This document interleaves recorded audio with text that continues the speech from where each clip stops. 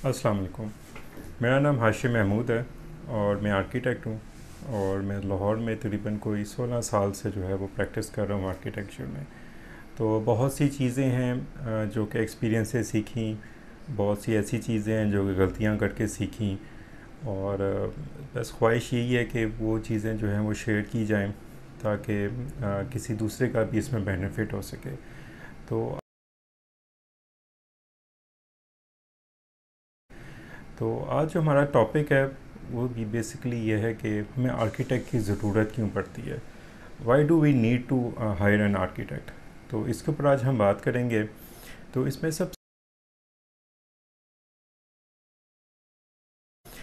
सबसे जो पहली बुनियादी चीज़ है, हम कोई भी चीज़ कोई भी प्रोफेशन ले लें, उसमें हम देखते हैं कि जब तक हमें कोई एक प्रोफेशनल ना मिल जाए, उसके हमें कोई ऐसा बंदा ना मिल जाए जो कि उस फील्ड का एक्सपर्टीज़ रखता हो, उस फील्ड के मतलब उसको नॉलेज हो। हमारी ख्वाहिश ये होती है कि हम हर फील्ड के अंदर जो है वो एक्सपर्ट जो है उसके हेल्प लें, उससे पूछें। तो जैसे फॉर एग्ज़ाम्पल हम अब कोई भी हमने अपना सूट सिलवाना होता है, तो हमारे पास हमारे ज़हन के अंदर कोई डिज़ाइन होता है और हम जाते हैं, हम दर्जी को बताते हैं कि भाई मेरा साइज़ है और मुझे कफ इस तरह का चाहिए, यहाँ पर कढ़ाई चाहिए। और वो हमारे आइडियाज़ को सुनकर हमारी जो भी हम उसको बताते हैं, उसको देखते हुए तो उसमें हमें एक अच्छा सा सूट बना देता है। तो ये उसकी एक्सपर्टीज़ है। यही काम जो है वो आर्किटेक्ट भी कर रहा होता है। हमारे पास तो एक प्लॉट होता है, एक ज़मीन का टुकड़ा होता है, वो लेकर जब हम आर्किटेक्ट के पास जाते हैं, हमारे जहन में ख़यालात होते हैं, आइडियाज़ होते हैं, हम उसको बताते हैं कि हमें यहाँ पर कमरा चाहिए, यहाँ पर ड्राइंग रूम चाहिए, हमें इतने बंदों की रिहाइश चाहिए, वॉशरूम ऐसा हो, कबर्ड्स ऐसी हों, हमें स्टोरेज की स्पेस इतनी चाहिए, किचन में ये चीज़ें लगी हों। तो ये वो सारी चीज़ें जो होती है वो आर्किटेक्ट होता है जो इन चीज़ों को नोट कर रहा होता है। फिर जैसे एक दर्जी कपड़े को काटता है, उसके ऊपर लाइन लगाता है,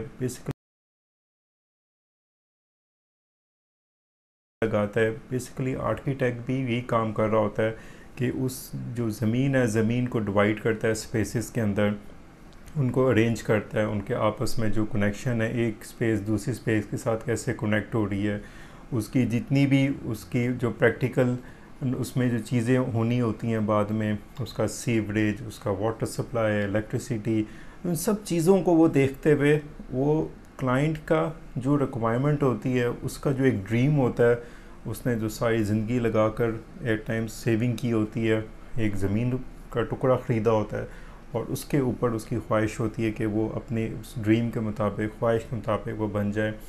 तो आर्किटेक्ट का काम क्या होता है, उस ड्रीम को, जो उसके क्लाइंट का जो ख्वाहिश है, उसकी ड्रीम है, उसको इनटू रियलिटी कन्वर्ट करे।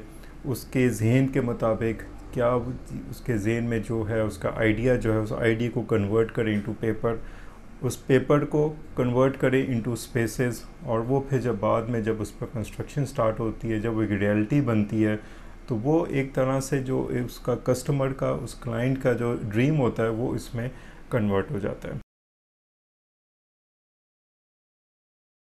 उसमें बहुत सी चीज़ें होती हैं जो कि वो डिज़ाइनिंग के दौरान देख रहा होता है।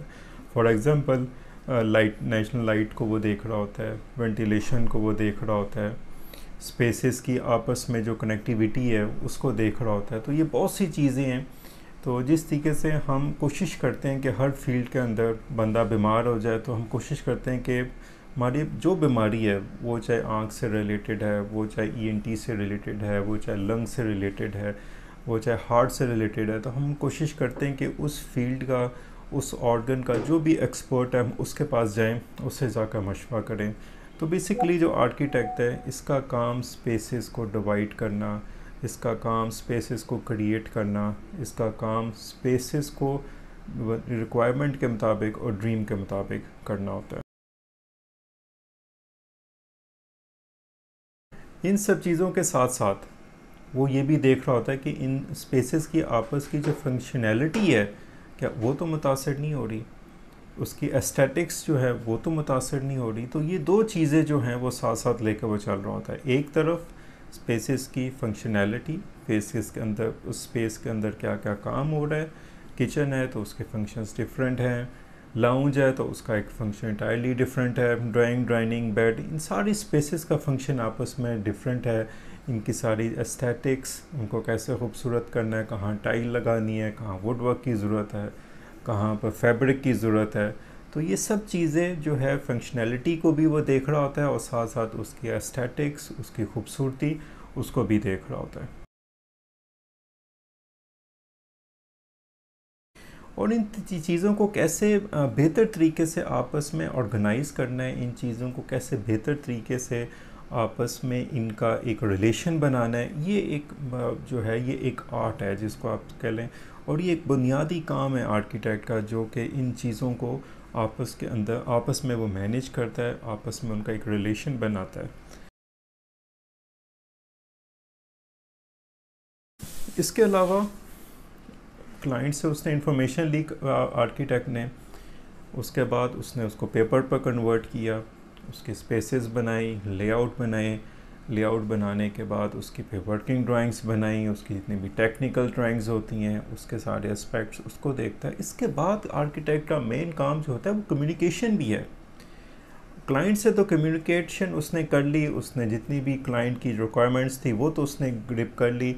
अब आगे जब उसकी एग्जीक्यूशन की स्टेज आती है, बिल्डर के साथ कम्युनिकेट करना, प्लम्बर के साथ कम्युनिकेट करना, वर्कर के साथ कम्युनिकेट करना, इलेक्ट्रिशियन के साथ कम्युनिकेट करना, उस चीज़ को जो कि सिर्फ ऑन पेपर था, जो कि एक सिर्फ एक आइडिया था, जो कि सिर्फ एक कॉन्सेप्ट था, उसको कैसे उसको एग्जीक्यूट करना है, उसको इन रियलिटी में कैसे उस पर इम्प्लीमेंटेशन करनी है, उसको एक कैसे हकीकत में उसको जो है खड़ा करना है, ये एक कम्युनिकेशन का जो काम है ये भी आर्किटेक्ट का काम होता है।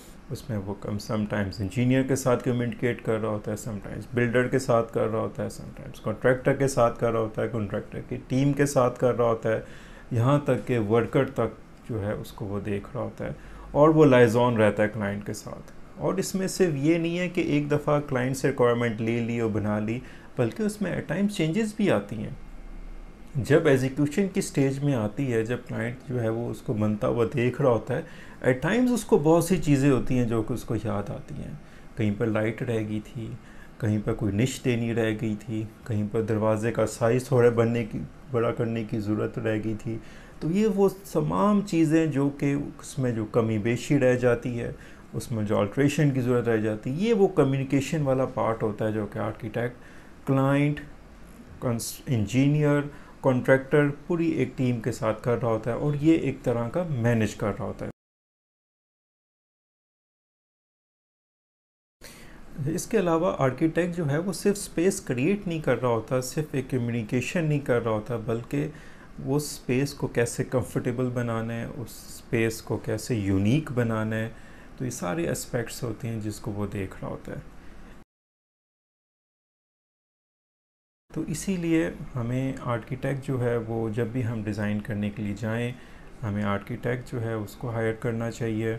हमें आर्किटेक्ट को देखना चाहिए कि वो एक्सपीरियंस्ड हो। आर्किटेक्ट के साथ जब हम मीटिंग करें तो हम इस चीज़ को मेक श्योर करें कि क्या हम प्रॉपर तरीके से उसको अपने आइडियाज़, अपनी सोच जो है वो उसको बता पा रहे हैं। तो ये वो तमाम चीज़ें हैं जो कि आर्किटेक्ट जो है वो कर रहा होता है।